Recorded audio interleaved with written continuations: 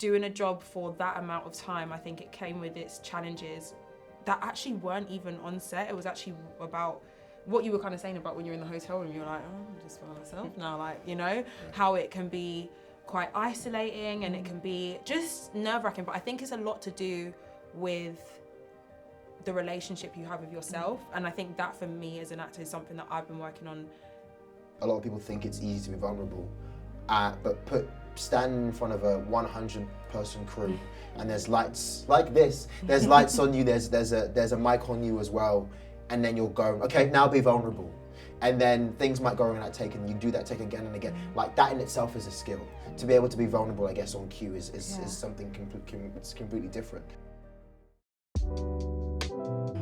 In today's episode, we'll be talking to two bright stars, Brie Francis and David Olaniregun. From stage to screen, these two actors have captivated audiences with their performances from Hulu's Saint X and BBC's Beyond Paradise. And with some exciting new projects on the way, we'll be talking to them to see what it takes to be an actor in London and where they got to where they are. I'm your host, Avi, and this is Coffee Behind the Curtain. Hey guys, how are you doing today? Doing all right. Nice. Good. Help yourself to some tea if you'd like. I will. Thank you. To begin with, I'm going to ask you guys, what was the point you knew you wanted to become an actor? Is there anything like particular that like inspired you to get into acting? I think you should go. Okay. I was a big Disney Channel Nickelodeon kid, so every show on those platforms. So it was watching that, and then I was kind of like, my big fascination was how do I get through my TV and get on there. And because I was very desperate is an awful word, but I was very eager. So I would often find like these like open castings like online, which were clearly fake, and you'd have like thousands of young people.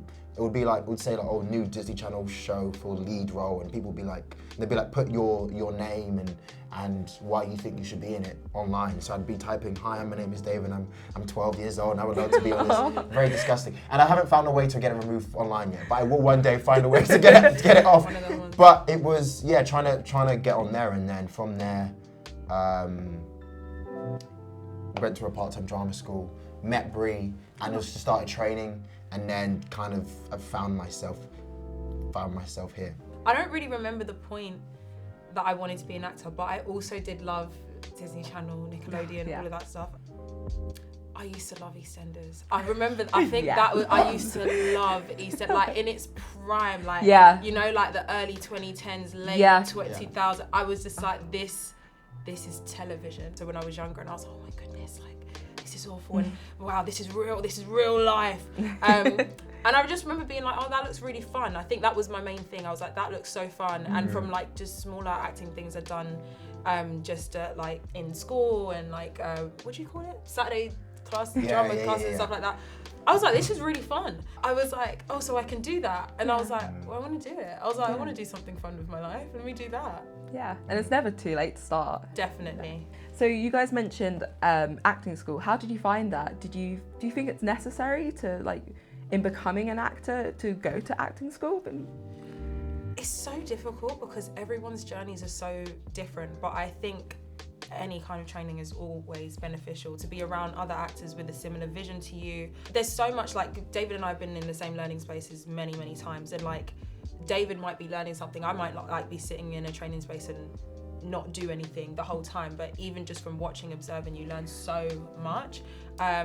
So it's like, I would, in my opinion, it's necessary, but it's not like you will meet so many actors that won't have trained, that won't have gone to any kind of class and just do it, and they're like, oh, because I know some people, they say that they feel like the classes kind of take away from the freedom of it, but it varies person to person, do you know what I mean? Yeah. And I actually haven't even been to formal drama school, like 3-year drama school, and I know there's some people that would like, you must go to like drama school for 3 years, but then I'm like, okay, do you know what I mean? Like, it works for some and it doesn't work for others, and so I think there's no kind of like yes or no answer, but I do, from what I've seen, it can only be beneficial. I know how much I've benefited from it, definitely. Yeah, I agree. I think, I don't think you have to have been to some kind of, been to a formal like institution, like a drama school, etc.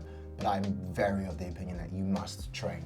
A lot of the actors who people use as arguments to go, well, they haven't trained. a lot of them actually work with acting coaches, but they just won't say it out loud. Yeah. Or they'll keep the acting coaches, to themselves or whatever it is. Like I think oftentimes, actors or creators will liken themselves to like athletes, and the same way you have an athlete who won't just like go and perform and go and deliver, I don't know, a 100-meter sprint, whatever it is, or even for the Olympics, they'll finish one and then very soon they're already preparing for the next one as well. It's a very similar kind of thing. Like as an actor, you are your instrument, and to think you can just rock up any day and just do X, Y, Z it's just not true.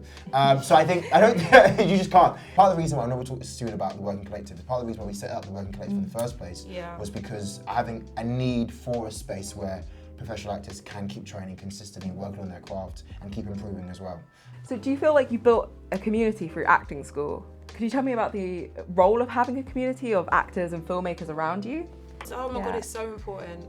You can have these people there, and then because acting can be such an isolating thing sometimes, like once you've got your agent, once you're kind of like on the road to doing what it is you want to do, and then you see the person next to you like book this, that, the other, and you see someone else go off and do this or blah blah blah, it can be, a lot of it is reliant on the self and like what you are doing with your career. So then you can only kind of do that by yourself, if that makes sense. It's not like an application I can go and do. So I think it's important just to have that, and just to have people to chat to. Do you know what I mean? Yeah, it's really important. Yeah, I agree. It can be really lonely. But there was a point I was filming somewhere last year, and I was in the hotel room, and I was like, yeah. Because it is like obviously what's the beautiful thing about like any kind of project, whether it be like screen or stage, is like it's a collection of different creatives coming together. But at the end of the day, like as an actor, like it's still you on that screen. It's you're the one who's, I don't know, booked the role, whatever, and you're the one who's on set. And so if you don't have like a good support network of actors around you, I also hate using the word network, but a really good support system of actors around you, it can be very isolating. And also because the work is so personal as well, like something we often talk about is, as an actor, you can't really run away from yourself. Anything you might try to run away from will always keep coming back to you through the work. And because again, the work you do is very much, it's through you, you're the vessel of which this work comes to be. You've got to have ways and people you can speak to, who know you, who love you, who care about you, who can help look after you as well, and also call you in to check when things might be going awry. And that's also on the training thing earlier as well. Another benefit to being in some kind of training space, whether that be classes you go to consistently every week, or some kind of there's so many different ways that people now train, is that gives you an ensemble, that gives you a group of actors who, and you won't dislike all of them, you know what I mean? It's not possible well, maybe it is possible, I don't know, everyone's different, but for you to be in a group of like 18, 20 actors and be like, I hate all of you, I think it's a very hard thing. And so there'll be people in that group you go, I really like, we vibe, we really get on well together. I trust you, I'm sure you trust me as well. And that's a really easy way of meeting other actors, knowing that you're not in it alone as well. I think it's so important, and that's the benefit of different training spaces or different classes and stuff you can go to, because and it also must be inspiring, because I feel like when I'm around people, other creatives, I feel inspired to do more, and to create and to make things and try new things. So I'm sure that's also, you feel that as well. Yeah, definitely. Can we talk a bit about NYT and what that is and how that's helped you? Yeah, I'm going to shout out NYT. NYT is really great. What NYT do... It's the National Youth Theatre. Yes, National Youth Theatre. They provide... they're a charity organisation, and what they do is I don't know these exact statistics, but every single year they have these things called intake courses where thousands of people, I think it's thousands, across the UK get the opportunity to...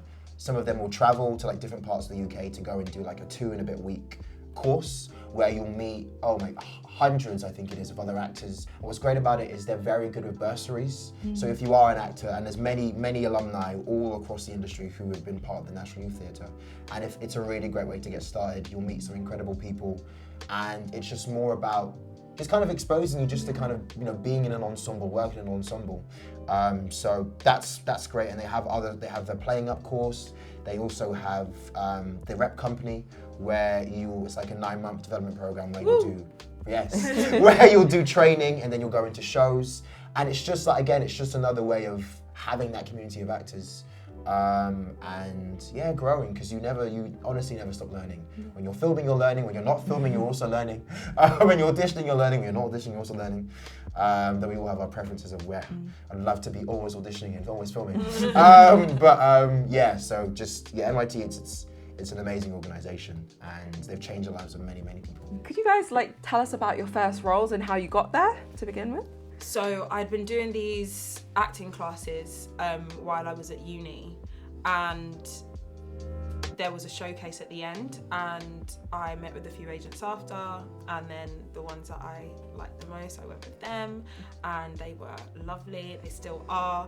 That was summer of 2019, but had been auditioning, then we all got locked inside in 2020. Yeah. And then when auditions kind of started coming back up, it's self-taping and whatnot, blah, blah, blah. I had self-tape for this show called Mallory Towers, which is a CBBC show. And I remember doing the audition, I think I refilmed it about like 2-3 times, like because it happens, like, I don't know, you do it, you watch it back, something's wrong, something's whatever, blah, blah, blah. And yeah, I just did it. I didn't really think anything of it. I think you get to a point with auditioning, you just kind of do it and you're like, that's done. You're not thinking like, am I gonna hear back, da da da da. So they said, oh yeah, they really liked it, this, like, the other, da da da da. And I was like, oh, thank you.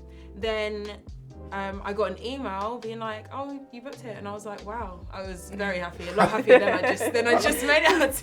I was far more than wowed. But yeah, so I filmed that in the summer, and that was like for my first role. I got to go stay in Cornwall for a bit. I was in Canada for like just over a month as well, and it was all like I just remember it just being so, I had no idea what I was doing, like none whatsoever, and I was so nervous. Like, to be honest, I can't even watch it back because I can see how like it's quite a big thing to have as your first job. I think just doing a first job in general, like, is just because it's your first. Do you know what I mean? But then it's also usually when you try something for the first time, it's not there for everyone to see forever. Do you know what I mean? I felt like that time and that experience was probably one of the best first experiences I could have in terms of like the actors I was working with, the people, the crew. It was just really, it was very wholesome. And it was very teaching as well, and it taught me a lot about myself. As I was saying, acting can just reveal different things about you. So on that recording, I remember very clearly in my mind's eye, Brie was filming a tape.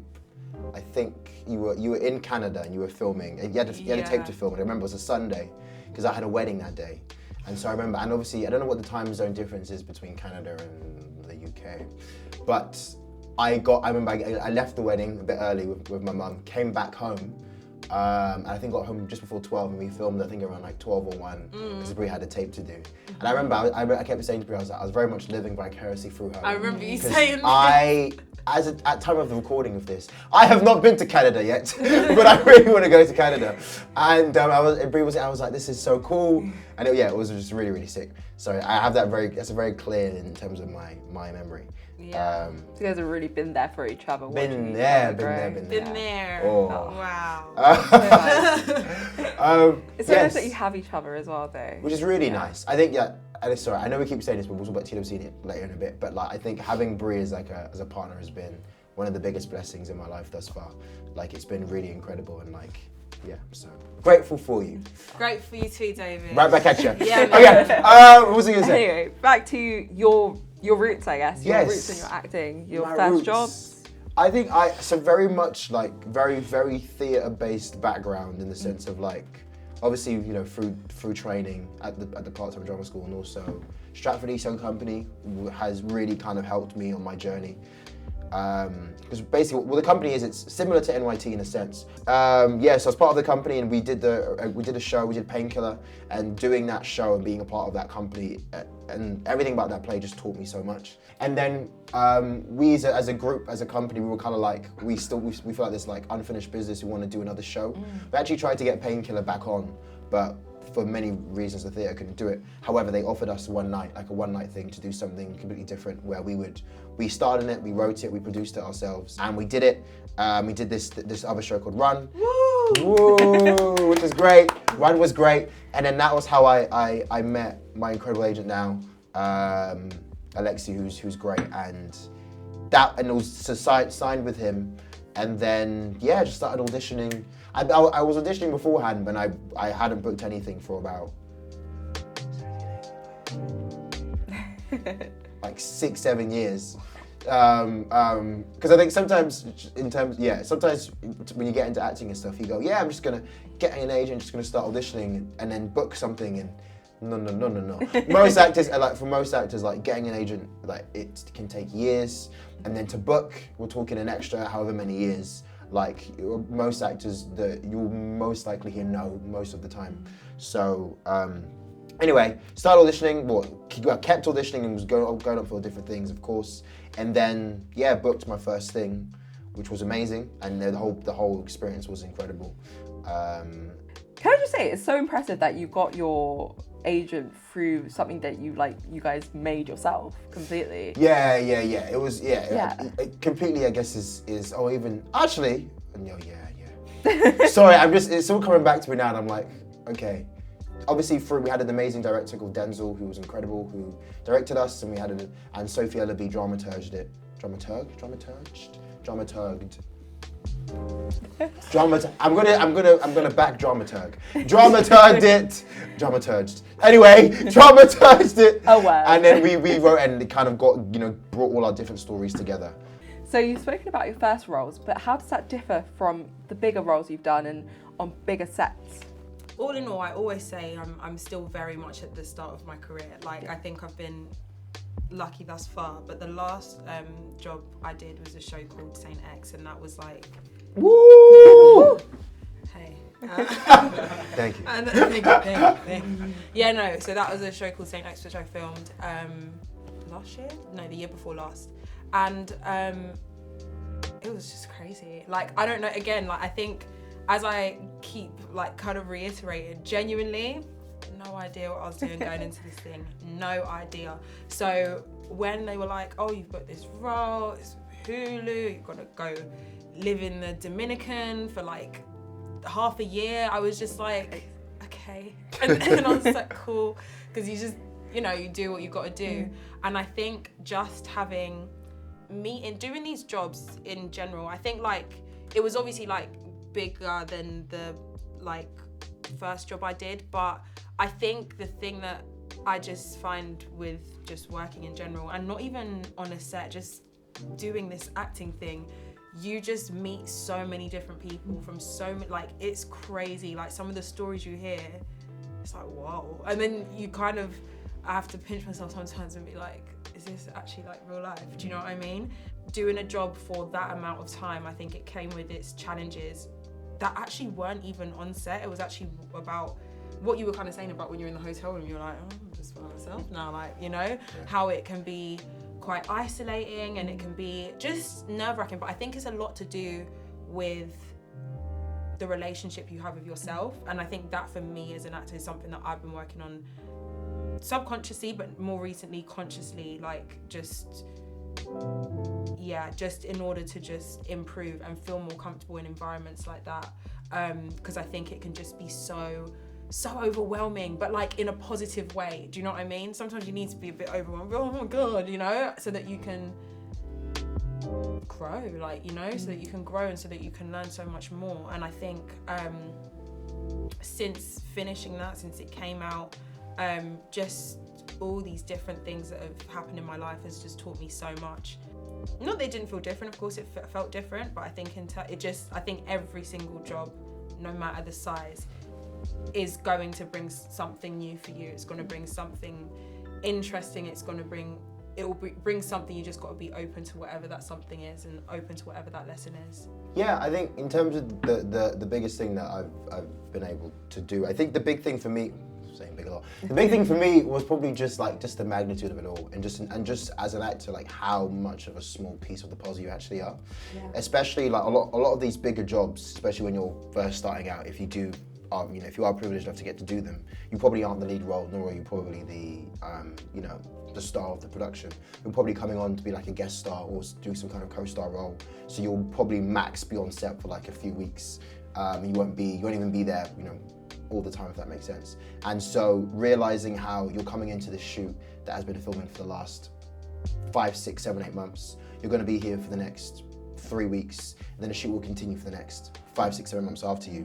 It kind of just puts it into perspective, and there's just people everywhere, and it kind of just puts into perspective how I think it is important to protect yourself and protect your craft, and and honor that, because at the end of the day, no one's going to care as much about the character you're portraying as you. The director's thinking about hundreds of other things. They're thinking about the sound, the lighting, the overall vision of the show, overall the piece, the tone. Every different department is thinking about their area as well. So no one's going to give your character the justice it deserves as much as you will. But I think, and it's important to be protective of that and to honor that whatever way you can. But just remembering as well, like you are kind of like a cog in that machine, and so doing your role as best as you can, which is being prepared, knowing your lines and all that other stuff, and just learning as much as you can. Like, you are sometimes working with some people who very much seem to be like some of the top people in their field, whether that be lighting or sound. So you're trying to learn from all the different departments, I think, was a big thing for me. And yeah. Again, I don't know if that answered the question, but that was what it was. Yeah, it was great. Yeah. So it was like realizing that you're not just like that you are just a small part of such a big thing. Yeah, and it's not about you. Yeah. And I think sometimes, and I'm including myself in this as well. Like you get very much like, oh, my career, but you kind of have to remember, like, a film doesn't just get made because of the actors. Yeah. It's everyone else who's part of that process as well. Like, I think it's not just about you. You're important and you are valued and you're loved. But yeah. Just quickly on that as well, it made me think of one of the amazing practitioners that we work with, Andrew. One thing that he said in one of our recent classes actually is like, leave yourself alone, as in like, because I feel like we not bully, but you can, you're your worst critic. Yeah.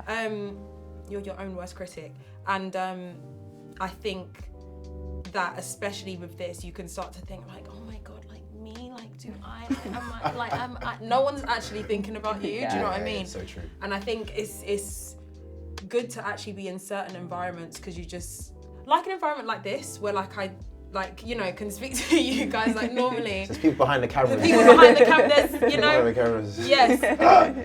And you kind of see, like they're just trying to focus on doing their job. Do you know what I mean? Like, you're just trying to focus, so I just need to do my job. And like, they're not like, oh, look at Brie. She's just not even, like, do you know what I mean? Like, no one's doing that. She missed her mark. Exactly, like, no. And if they are, like, okay. But I don't know that. It's very unlikely they're going to say that to me. And if they are, it's maybe just because I need to do it a little bit better, and that's fine. Or maybe just because, you're so on their mind. That exactly. You're just so incredible. Maybe that's what it is. Yeah, no. But I'm just got to leave yourself alone a bit. Just do what you got to do, and that critic you've got in your head, just leave me alone. Do you know what I mean? Let me do what I got to do. So yeah. Because you'll just be holding yourself back. Yeah. Acting is a vulnerable thing. I think we can all agree on that. How did you get the confidence to act, to have people watch you, and both on stage and also like people behind the cameras watching you? I didn't. Do you want to take this one? I think it's a continuous. I'm sure there's a word I'm looking for. It's a continuous. It's a continuous thing. Yeah. I think if you would have asked me that question like 2 years ago, it would have been like, oh yes, this year, the year of 2021, I became confident. But I think in an industry, so I hate saying the phrase the industry, but it's gonna happen. Yeah. In this industry, so many things happen that are constant, kind of like, it's trying to like batter your confidence, batter your self-esteem. People talk about a rejection, but it's oftentimes a lot of the time it's not even the matter of rejection, it's actually just not hearing anything back. Yeah. So you might get an audition through and you go, oh, this is a really cool project, this is a really cool film thing, TV thing, whatever. and then you spend hours, you might spend hours prepping it, doing all the work you want to do, your facts and questions, your objectives, etc. Then you might spend like an hour to 2 hours filming it, and then you edit it, and then you send it, you hear nothing back. And it's like, it's the constant kind of dispensing energy and sometimes not getting anything back that I think is, if you're not careful or don't have systems in place to help you, can erode away your confidence. Yeah. Confidence is also like, I think it's also a verb, like, you also kind of sometimes have to put it on and be like, no, like I'm gonna the fake it till you make it. Yeah, kind of like I'm gonna be confident, or I'm gonna choose to not let the situation crumble me. How's it like being vulnerable? But also, how do you build the confidence? A lot of people think it's easy to be vulnerable, but stand in front of a 100-person crew, and there's lights like this. There's lights on you. There's a mic on you as well. And then you'll go, okay, now be vulnerable. And then things might go wrong in that take, and you do that take again and again. Like, that in itself is a skill. To be able to be vulnerable, I guess, on cue is something completely different. So, like, being in training spaces where you can practice that muscle, practice, bearing or being exposed, practice being confident as well. Even something as simple as when we're in class together, like being like, okay, I'm going to go up today. It's very easy to be in class and be like, I'm not going to go up and perform. But be like, no, I'm going to go up there, I'm going to do my scene, I might go first. You know what I mean? Little things like that kind of help build your confidence, and then, yeah. And also, I think because when I think about it, like, you're in a training, somewhere as simple as a training space, and you're getting nervous because you want to succeed, but it's a training space, like that's the space to fail, like that should be a goal sometimes. It's a place to try, it's a place to fail, and it's meant to be a safe space for that as well. When it's time to perform, that's when you get on the stage, and because you've already done all the practice of failing and having fun and doing whatever, blah, you're more ready for that. The version of me that can do a perfect monologue in her bedroom, she exists because she does it. Yeah. So it's just about having to be like, I'm gonna do it now. And there's something to just kind of get on with. And then the more you do that, I saw something the other day and it said, it was something like how you don't just believe in yourself just by believing, you have to do it to believe in yourself, if that makes sense. And I think that's a lot of how I built my confidence. And even what David was saying about like something as simple as going up in class, David already knows I would not be going up. David would be like, you want to go? I'll be like, no. I'll be like, I'm completely fine right here. And I think it's literally only maybe this year that I've actually started being like, okay, let me get up. And we started the Working Collective nearly 3 years ago. Yeah. So, and it took me that long, but sometimes it's also allowing yourself the time to like feel the fear or whatever, but you feel the fear, you do it anyway. Like, and I think that's a lot of what it is. You feel whatever it is. Didn't you say you were nervous at the beginning? Yeah. But aren't you here, David? Aren't we here? You've made it. We've made it. So you just gotta keep going. You just gotta keep going, keep giving. You won't know until you try, and exactly. You won't get better unless you try as well. It's all just practice. Yeah. I was gonna quickly say what you said as well is I think that is, if I was to say what's the biggest challenge I think that every actor, most actors, if not all actors, go through is there's no metric for success. No. And that is the biggest challenge in the sense of let's say you're doing a performance on stage, right? You get out there and you go, oh, I did really well, and then people might be like, oh yeah, we're like, nice, you're literally having a lot of fun on there.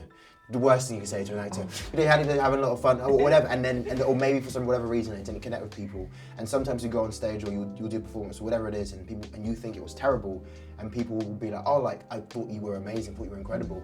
And there is I'm learning more and more. There is no consistency. There is no way of being able to measure So the best thing you can do is just know that you've done the work yourself as a performer, because you can always rely back on the work. So no, I've done my work, I've done my prep, I've done whatever your process is as an actor, and then kind of just leaving. Because again, you can say awards, but awards themselves, it's not. It's it's a very intangible thing that we do. Yeah. So that's cheers to that. Hey. Let me join in on that one. Wow. Brilliant tea. Really great. Very good. So you guys have mentioned the Working Collective a few times now. Have we? Yeah. So that's your thing. What is it exactly for the audience? And what do you guys do? How does it work? We've done this. We've done this spiel Countless many times. Countless times. So you have like a little script. We have a script. do. We'll try and keep it live and fresh in the We moment. will. It's actually been a while. Since we've done this spiel. Yeah, wow. We'll see if we can remember it. And So essentially, so back in 2021, David and I, we'd been to this class and like we came back from it and we went to Waterloo Station and we were sat there and we were like, just voicing our frustrations, just like with just acting and being an actor and how difficult this is. And we were like, oh gosh, why this and why that and all of this stuff. And we were also speaking a lot about access to training because we were just saying that we really felt like we knew that there was like more of us to give to this acting thing, but we were like, we need the tools to be able to do it, but where do we find the tools? Because we don't really have like, we didn't feel like we had a space for that. So then we were talking for ages, and then we got kind of to the end of it and we were like, cool, what's the solution, you know? Because we can't just kind of walk away from here and just be like, oh, you know, hopefully better luck next time. So we basically had this idea to get together some actors and hire a teacher and just kind of see how it goes. And we were just like, yeah, like let's just do that. And we did. It took a few, like I remember we had a few meetings, but all in all, it didn't take that long to set up. But yeah, it started. We didn't know how long it would go on for, but it's been 3 years now. So yeah, it's really cool. Have I left anything out, David? That's basic. That's sorry. It's our favorite bit when we do that. But that's basically it. I think it was just more so about like, I know every single actor in the work collective is incredible. Shout out to all of them. They're all so amazing and so talented. And it was just more so about, again, having a safe space, a truly safe space. There are many spaces in this industry that purport to be safe, but they're not safe at all. But having a group of actors who you know, you love, you trust, and you can just keep growing with them. And also, the whole kind of premise as well was for, you know, professional actors working in the industry. Let's say you just finished doing a show on Netflix, for instance. And as with most actors, you don't know when your next project will come. So you may go, okay, cool, working on that project, I learned that I want to work on my voice, or I want to work on my movement, or whatever it is, and having a space where you can actually actively do that, where the sessions are very much tailored to, you know, to the group of 12. And it's been incredible. People have been, everyone's been doing so well, and it's been such a blessing to get to see. And it was a space, and it is a space predominantly for global majority artists from working class backgrounds. That's so Gotta chuck that in yeah. there. Because there is a lack of, and Brie and I have had moments where we've sat down and looked for like, we'll just in terms of teachers or whatever, and there is a real lack. Yeah. And obviously, you know, things for people of colour, things are starting to get better. Yeah. But there is still a very big gap. Yeah. Not just in terms of performance, but also in terms of just like facilitators as well. I think, yeah, it's so important that you guys have a space for people of colour from working class backgrounds, because many places claim that they're here for us and that they're looking for people like us, but vast majority aren't, and there's never enough room for us. As you were saying, like seeing, you know, if you don't see yourself on screen, you're not going to think it's possible. And I felt that growing up. Like when I was younger, like from the ages of like 3 to probably like 12, I wanted to like go into acting so much, but I never saw myself being represented on screen. So I never thought it was possible for like a little brown girl to be on screen. Representation as a word gets banded around a lot, but like it's so important. Yeah. And even like, you know, I'm very aware of people like, you know, Big Brie and I, like we stand on the shoulders of even people, even of course there's the Denzels, etc. Yeah. But even if you go a bit closer in terms of age-wise, people like the John Boyegas, etc. Like we very much stand on their shoulders, because you need to see black people on screen, brown people on screen, South Asian representation, East Asian representation. Yeah. It's so important. Finally, is there just any advice you'll give for like young actors trying to get in the industry? Or even old actors, just anyone trying to get into the industry? Be prepared, like genuinely be prepared, and like not even, for some people it is just, you know, thing after thing after thing. For a lot of people, it's quiet, you know, it can be very quiet. Like in all honesty, it's very quiet for me right now. So, but learning to like be okay with those periods and like learning how to keep busy, which again is something I'm still trying to like kind of figure out, because you think, you book a job, you think, oh, it's going this way, and then it's like, actually no, it's going this way, and you're like, okay, and just being prepared for that lack of consistency, because I think that can be so difficult for a lot of actors, like just to be dealing with. Yeah, I'd say that keep going, keep trying, Don't become complacent. And if you're less confident, just know your strengths and know that you're not going to be everyone's cup of tea. Big time. And that's fine. Cup of tea, because this is my cup of tea. It's It's not not David, everybody's is it? cup of tea. It's mine. This Cup is of tea. This is a cup of tea. This is It's a a teapot. It's a teapot. It is. It's not going to be everyone's teapot. Not gonna be everyone's teapot, okay? But yeah, have a friend Collect like your David. people. Right back at you. Yes, go and train, please. go to class, and that's again. This is not me saying drama school again. That drama school is just one. It's just one of the many different things you can do. Go to class. Focus on your craft first before you start worrying about connections and stuff. I think all the networking stuff and blah blah blah blah. Let that come later. If you're first starting out, your priority should be what class can I get to? I don't know where to look at. I'll just do it to the space. What class can I get to? What training environment can I get to? And let that be your focus at first. Don't think things are going to happen overnight, because there is no such thing as an overnight success. It doesn't exist. And most people purport to be overnight successes have been in the game for years auditioning. As you go, like Bree said, through classes and training, you will then start to build a community of actors. You will start to meet people, because people will introduce you to other people, and you'll go from there. From there, you can then start to worry about getting an agent and starting to audition for things. I personally, in my opinion, I don't think your first point of call starting out as an industry shouldn't be like, I need to book a role. I think that's misplaced. Worry about that a bit later on. Stay busy. Stay busy. Stay active, and give yourself 5 to 10 years before you're like, why am I not booking a role yet? Give yourself give yourself love, self-care. Look after yourself, because the industry will try and batter any kind of confidence out of you. I'm done now. If you were to restart completely from point zero, how would you begin? What are your steps? Oh, what are my steps? Step You know, 1, steps. have a shower. Got to be presentable in this industry. Step 2, I'm joking, sorry. So Brianne. It was good. I was good, there. yeah. I was invested in I was these ready. steps. I was like, okay, shower. Step you know. 2, read a book. Okay. Knowledge. So I'd speak to someone. If you don't know anyone in your immediate circle, someone knows someone, or if someone doesn't know someone, someone else knows someone, or if someone doesn't, find someone's email them, ask for a Google Meet, ask for a coffee, whatever is up to you, whatever. Yes. Ask the questions, ask the advice, because I think that's my biggest thing as well. One thing that sometimes I'm like, Brie, it's ask questions. You know what I mean? Because I think I always have this thing that I'm still working on, but I always want to like seem like I've got everything together and know what I'm doing and blah blah blah. Yeah. And half the time I have no idea what's going on. So just literally ask, like, you know, there are no silly questions, but even if someone thinks your question's silly, so okay, but I need the answer, so tell me or don't, or I'll go somewhere else. But when I look back and think about the steps I've taken on my journey, it's so weird. Like when even like how I met Dave, I'm like, if I didn't do that, then I wouldn't have done that, then I wouldn't have met this person, then I wouldn't have had that, and then I wouldn't have had that, and then blah blah blah. So it's all these. You just have to have your start, get the engine going, and then the sat nav will end up telling you where to go. So it's just starting is the most important step. Basically, yeah. Step 1, just book a role. Maybe Netflix will be good. Netflix or Disney, they're quite good, well-respected companies. Step 1, I would say, is pick your 5 to 6 favorite actors who you think you love their work, you love everything they bring as an actor, and study them. Not to be like them, not to try and copy them, but just to kind of see what their journeys were. Okay, cool.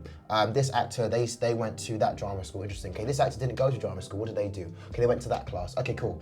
So that's where I would first start. So study about 5 or 6 different actors and find out their journeys, and then see what resonates with you most. Then step 2, if this is particularly for those in London, is young company. Find any young company that you can.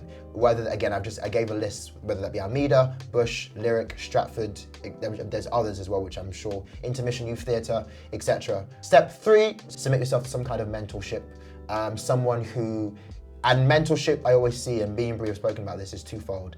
In my head, there are mentors that you know personally who you can speak to and give you advice, and there are also mentors who you might never ever meet, but either through their podcast or through their books, you can learn and glean from as much as you can. For example, Larry Moss, I would say he is a mentor of both of us to an extent. Yes, he's a mentor of both of us. He doesn't know who we are, he doesn't know who I am, etc. But I've learned so much from him through his books, etc. So some kind of mentorship. And then train, and then That's all you need to worry about for now. David introduced me to Larry Moss. He's great.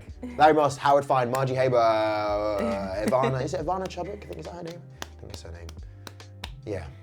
So thank you guys for being here. Thank you for talking to us and sharing your wisdom.